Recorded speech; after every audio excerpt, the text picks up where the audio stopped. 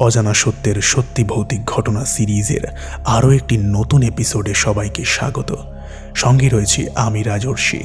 অজানা সত্যে বিভিন্ন মানুষদের জীবনে ঘটে যাওয়া বিভিন্ন অলৌকিক এবং সত্যি ভৌতিক ঘটনা শোনানো হয়। প্রতি বুধবার এবং শনিবার ঠিক রাত 10টায় অজানা সত্যের নতুন নতুন এপিসোড আসতে থাকে। আজকের এপিসোডের প্রথমে আপনারা যে ঘটনাটি শুনবেন, এই ঘটনাটি আপনাদের ডিমান্ডে ছিল যে আপনারা এই ধরনের ঘটনা শুনতে চান।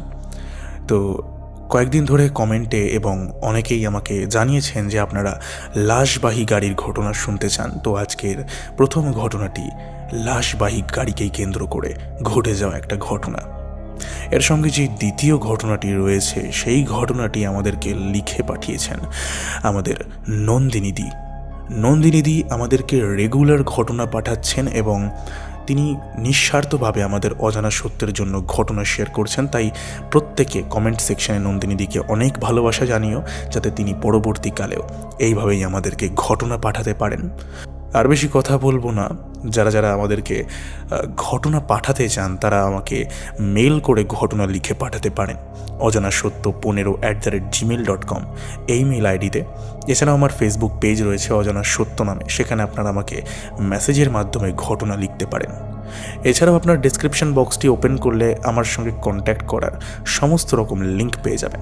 তো আপনাদের যেভাবে সুবিধা আপনারা সেইভাবেই আমার সঙ্গে কন্ট্যাক্ট করতে পারেন। বেশি কথা না বাড়িয়ে শুরু করছি আজকের প্রথম ঘটনা।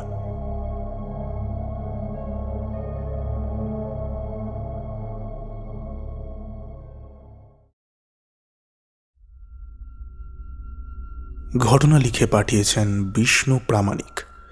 তিনি যেরকম করে লিখেছেন আমি সেরকম করেই পড়ে শোনাচ্ছি। হ্যালো দাদা, আমি বিষ্ণু প্রামাণিক। আমি কোন নগর থেকে লিখছি। দাদা, আশা করছি তুমি ভালো আছো। তোমার চ্যানেলের ঘটনাগুলো আমার বেশ ভালো লাগে। আজ তোমাকে একটা ঘটনা লিখব, যেটা আমার শোনা একটা ঘটনা। তো বেশি কথা না বাড়িয়ে ঘটনাটা শুরু করছি। ঘটনাটা শুনেছি আমি আমার দাদার কাছ থেকে। আমার দাদা একজন সফটওয়্যার ইঞ্জিনিয়ার। তবে দাদার যখন বয়স 19 বছর ছিল, তখন আমার দাদা একটি জায়গায় থাকত।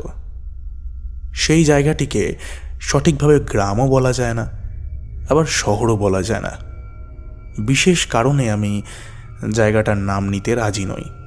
দাদার বন্ধুর নাম ছিল বিলাস। তার বাড়ির অবস্থা খুব একটা ভালো ছিল না। বাবাটা প্রায় বিছানায় মিশে গেছে। মায়েরও শরীর ভালো না।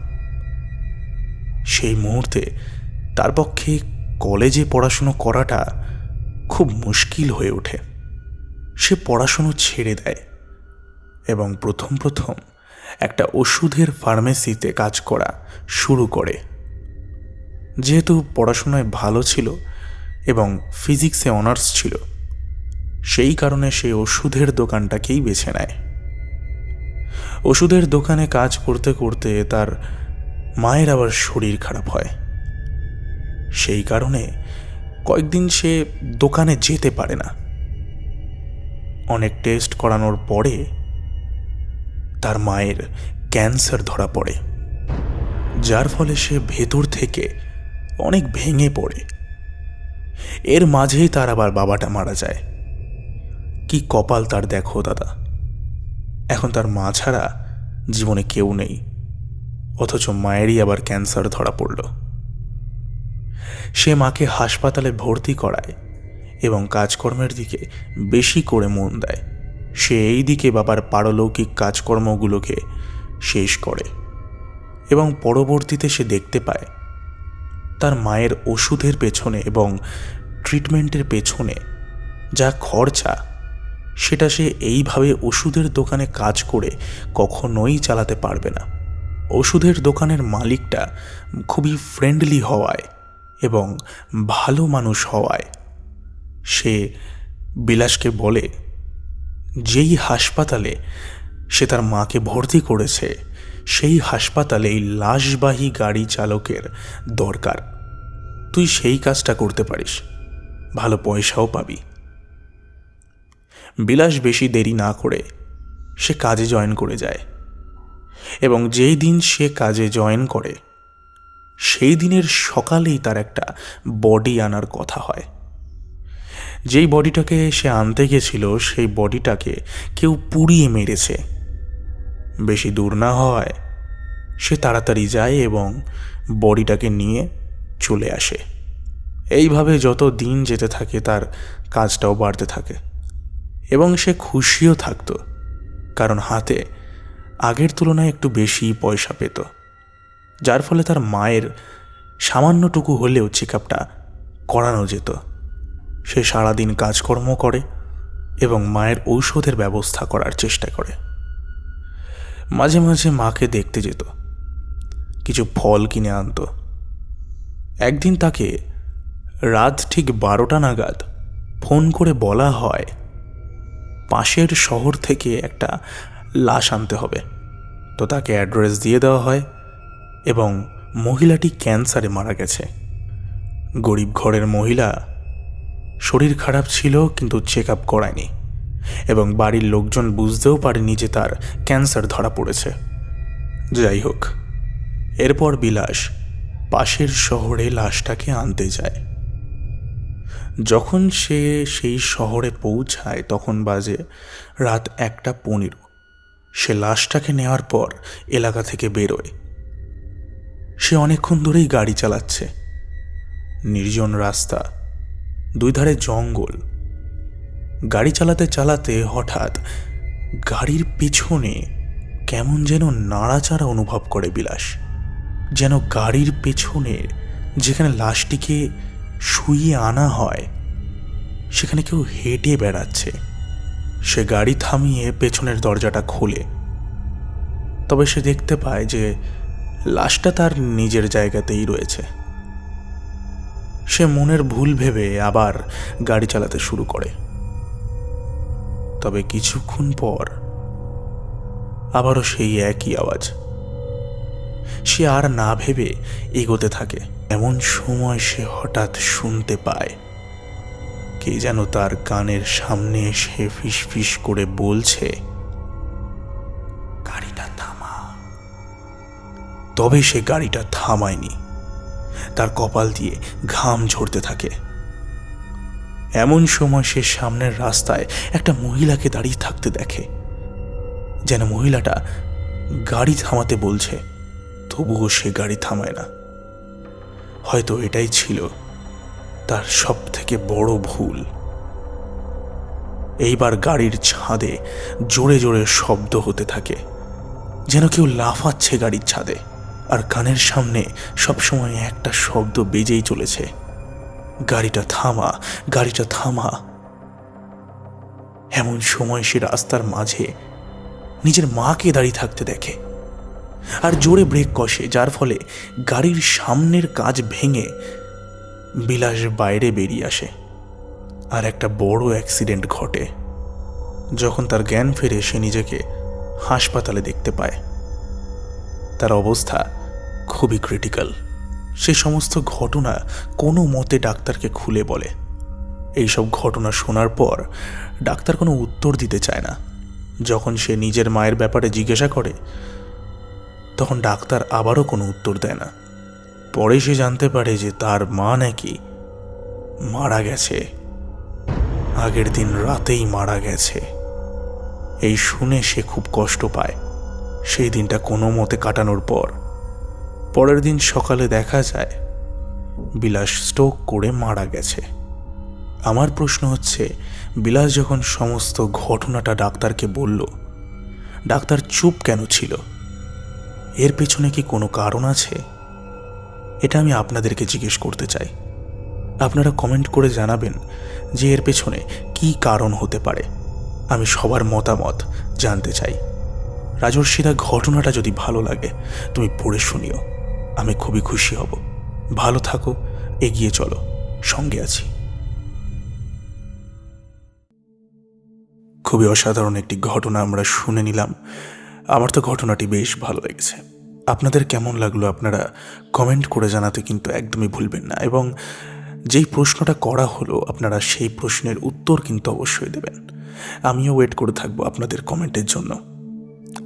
যদি ঘটনাটি আপনাদের ভালো লেগে থাকে আপনার এপিসোডটিকে লাইক করুন, সাবস্ক্রাইব করুন যারা নতুন এসেছেন আমাদের চ্যানেলে, এবং বন্ধুদের সঙ্গে এপিসোডটিকে শেয়ার করতে একদমই ভুলবেন না, কারণ সবাই মিলে মজা করার, সবাই মিলে ভয় পাওয়ার আনন্দটা একটু অন্য ধরনেরই হয়। এবার আমরা চলে যাব আজকের এপিসোডের জন্য পাঠানো নন্দিনীদের ঘটনায়। শুরু করছি ঘটনা। ঘটনাটা ঘটে 2022-এর দুর্গাপুজোর বিজয়া দশমীর দিন। প্রতি বছরের মতো সেই বছরও খুব ধুমধাম করে পুজো হয়। পাড়ার দাসবাড়ির দুই ভাইয়ের দুই ছেলেরা সে বছরও প্রথম থেকেই পুজোর সব কাজে এগিয়ে গিয়েছিল। কিন্তু বিপদটা ঘটে প্রতিমা বিসর্জন দেওয়ার পর। দাসবাড়ির বড় ভাইয়ের ছেলের নাম পিকু আর ছোট ভাইয়ের ছেলের নাম ভিকি। এখানে আমি এদের নিকনেম ইউজ করছি। বিকেলে সিঁদুর খেলা শেষ হলে প্রতিমা নিয়ে সন্ধেবেলাতে সবাই বেরিয়ে পড়ে বিসর্জন দেওয়ার জন্য। দারুণ আনন্দ করতে করতে তারা গঙ্গা নদীর দিকে যেতে থাকে। শরীর বিশেষ ভালো না থাকায় আর ফিরতে রাত হবে বলে তাদের বাবারা গেলেন না। বিসর্জন হলো, এবার ফেরার পালা। সবাই একসঙ্গেই ফিরছিল। মোবাইলে ছবি আর ভিডিও দেখতে দেখতে ফিরছিল বলে বাকিদের থেকে দুই ভাই অনেকটাই পেছনে পড়ে যায়। তখন প্রায় মাঝরাত। বিসর্জনের বিষাদ চারিদিকে। মা আবার পরের বছর আসবেন, মা আবার পরের বছর আসবেন, সেই আশায় বুক বেঁধে ঘরে ফেরা। হঠাৎ রেলওয়ে স্টেশনের খুব কাছে এসে ভিকির মনে হলো রেল লাইনের ওপর উঠে কটা রিলস বানানো যাক। ভিকি সেই কথা পিকুকে জানালো। পিকু মানা করে দিল। পিকু বড় ভাই হলেও ভিকির কথায় সে চলতো বেশি। ভিকি বাবা মায়ের একমাত্র ছেলে হওয়ার কারণে একটু বেশি বেপরোয়া টাইপের ছিল। অল্প বয়সে বেশি পাকলে যেমন হয় আর কি। পড়াটাও কমপ্লিট করল না। বাবার ব্যবসার প্রতি তেমন ওর মনোযোগ নেই। পিকু মানা করা সত্ত্বেও ভিকি জেদ ধরে বসেছিল। বলল বেশি নয়, 2 থেকে 3টে রিলস বানাবো, তারপর চলে যাব। এদিকে রাত বাড়ছে। বাকি ছেলেরাও অনেকটা এগিয়ে গেছে। বাড়ির থেকে বারবার কল আসছে। অনেক কথা হওয়ার পর সেই ভিকি জিতল। পিকু রাজি হলো, কিন্তু শর্ত একটাই, 2টোর বেশি রিলস বানানো যাবে না। রেল স্টেশন থেকে বেশ কিছুটা দূরে নির্জন একটা জায়গায় শুটের জন্য তারা গেল। অনেক দূরে দূরে ঘর বাড়ি, লাইনের দুপাশে কচু বন, খালি জমি আর জমি সব জায়গায়। এদিকে কোনো বস্তিও নেই। পিকুর গাটা কেমন যেন ছমছম করছিল। আসলে এই জায়গাটার অনেক বদনাম আছে। সে শুনেছে অনেকে নাকি কাঁটা পড়েছে এই রেল লাইনে, কেউ কেউ সুইসাইডও করেছে। শুধু তাই নয়, মার্ডার করে এইখানে বডি ফেলে যেত লোকেরা। এইসব কথা পিকু অনেকের কাছে শুনেছে। ভিকিকে বললে সে এইসব মানতে চাইতো না, উল্টে হাসছিল আর পিকুকে ভিতুর ডিম বলে ডাকছিল।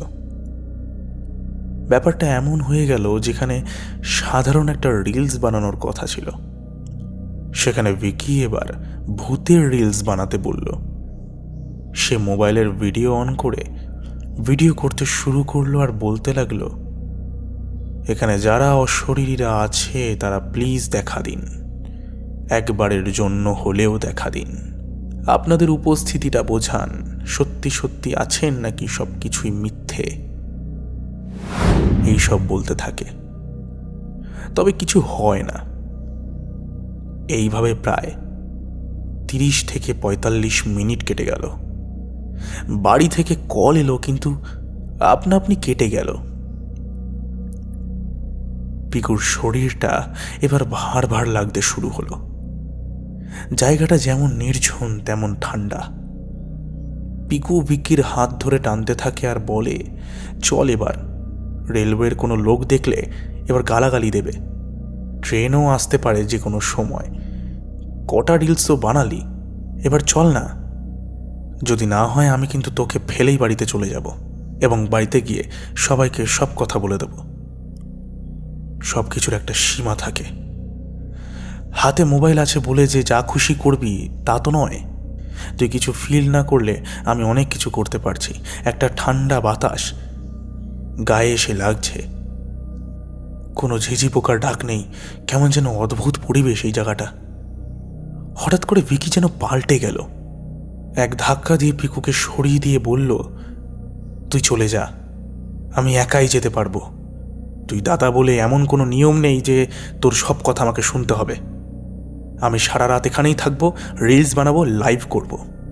পিকু অবাক হয়ে গেল, তবুও বলল, আমি বাড়িতে কল করছি দাঁড়া, তারপর যা করার তারাই করবে। পিকু কল করতে গিয়ে দেখে মোবাইলে সিগন্যাল নেই, যার কারণে সে আর একটু দূরে যায়। লাইন থেকে নেমে একটা পায়ে হাঁটা শুরু করার পথে তার কলটা লেগে যায় এবং বাড়ির লোকেদেরকে সমস্ত কথা বলতে থাকে। এরই মধ্যে অন্যদিকে ভিকি এক মনে মোবাইল দেখে যাচ্ছিল। যা যা সে ছবি তুলেছিল বা ভিডিও করেছিল, লাইনের ওপর দাঁড়িয়েই সে সেইগুলো দেখছিল। তার পেছন দিক থেকে একটা এক্সপ্রেস ট্রেন আসছিল, সে সেটা খেয়াল করেনি। ট্রেনটার স্পিডও অনেক ছিল। পিকু হর্নের শব্দ পেয়ে ভয়ে কল না কেটে দৌড় দিল লাইনের দিকে, কিন্তু দূরত্বটা এতই ছিল যে ভিকি কিছুই শুনতে পাচ্ছিল না। পিকু ইশারা করে বলতে লাগলো, লাইন থেকে সরে যা, পেছনে ট্রেন আসছে। ট্রেনও হর্ন দিচ্ছিল, কিন্তু তবুও সে সরল না। অক্টোবরের সময় রাতের দিকে হালকা কুয়াশা পড়ার কারণে ড্রাইভারও হয়তো ভালো করে বুঝতে পারেনি। পিকু তবুও ছুটতে লাগলো। এমন সময় দেখলো ভিকির পেছনে একটা ছায়া মূর্তি দাঁড়িয়ে আছে, যে ভিকির কানটা চেপে ধরে রয়েছে। এরপরে আরও একটা কালো মূর্তি ওর হাতটাকে ধরে রয়েছে, অথচ ভিকি এইসব কিছুই বুঝতে পারছে না। তাদের চেহারা দেখে পিকু ভয় বোবা হয়ে গেল আর লাইনের পাশে জ্ঞান হারিয়ে পড়ে গেল। আর ট্রেনটা ভিকির বডিটাকে ধাক্কা মেরে চলে গেল। আগেই বলেছি, পিকু ট্রেনের হর্নের শব্দ শুনে কল না কেটেই ছুটছিল। তাই বাড়ির লোক আর দেরি না করে পাড়ার ছেলেদের নিয়ে ছুটল সেদিকে। তারা এসে দেখে সব কিছু শেষ। পিকু লাইনের একপাশে অজ্ঞান হয়ে পড়ে আছে। অনেক খুঁজে মোবাইলটা পাওয়া গেছে। অন্যদিকে স্টেশন থেকে স্টেশন মাস্টার এবং বাকিরাও ছুটে এলো, আর ভিকির বডিটা ধাক্কা খেয়ে অনেকটা দূরে গিয়ে পড়েছিল। বাকিটা আর লিখলাম না, কারণ বিভৎস দৃশ্য ছিল সেটা। পরে জ্ঞান ফিরলে সবটা পিকুর মুখ থেকে শোনা যায়। পিকু যখন জানতে পারে যে ভিকি আর নেই, সে মারা গেছে, ও ভয় কুঁকড়ে যায়। সেই কালো মুখগুলো ওর মনে পড়ে যায়। ভিকির বাবা মা একমাত্র ছেলেকে হারিয়ে শোকে পাথর হয়ে যান। মায়ের অবস্থা সবচেয়ে করুণ ছিল। পিকুর মানসিক প্রবলেম শুরু হয়, সে কিছুতেই স্বাভাবিক হতে পারছিল না। বেশ সময় লাগে তার সেরে উঠতে। ভিকির মা এই ব্যথা সহ্য করতে পারেননি, তিনিও কয়েক মাস পরেই হার্ট ফেল হয়ে মারা যান। তার বাবা সব হারিয়ে নিঃস্ব হয়ে কেঁদে বেড়ান। শেষে একটাই কথা বলবো, এমন ঘটনা নতুন নয়। ভিডিও করুন, রিলস করুন, কিন্তু নিজেকে বাঁচিয়ে। আর এমন জায়গায় গিয়ে এইসব এক্সপেরিমেন্ট করবেন না যা সম্পর্কে আপনাদের কোনোদিনও নলেজ নেই। সত্যি সেদিন কি ঘটেছিল আমরা কেউ দেখিনি। যদি সত্যি সেখানে কোনো নেগেটিভ এনার্জি ছিল, তাহলে ভিকির সেই সব নিয়ে মজা করা উচিত হয়নি। আর যদিও একটা নিছক দুর্ঘটনা হিসেবে ধরি, তাহলেও বলবো সে ভুল কাজ করেছিল, যার মূল্য দিতে হলো তার নিজের প্রাণ। পরিবারকে নিঃস্ব করেছে চলে গেল। আজ এইটুকুই, আরও ঘটনা পাঠাবো। টাটা এবং গুড নাইট।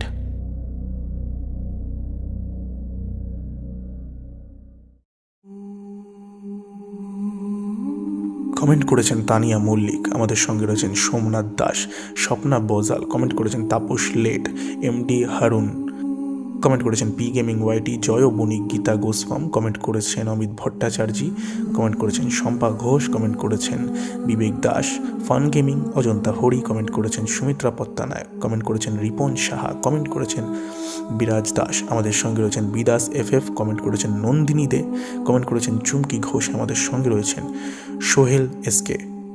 সকলকে অসংখ্য পরিমাণে ধন্যবাদ জানাই কমেন্ট করবার জন্য। এইভাবেই আপনারা কমেন্ট করতে থাকুন, ভালোবাসা দিতে থাকুন, আমাদের এই পরিবার আরও এগিয়ে যাবে। ধন্যবাদ সকলকে, দেখা হবে আবার পরের এপিসোডে।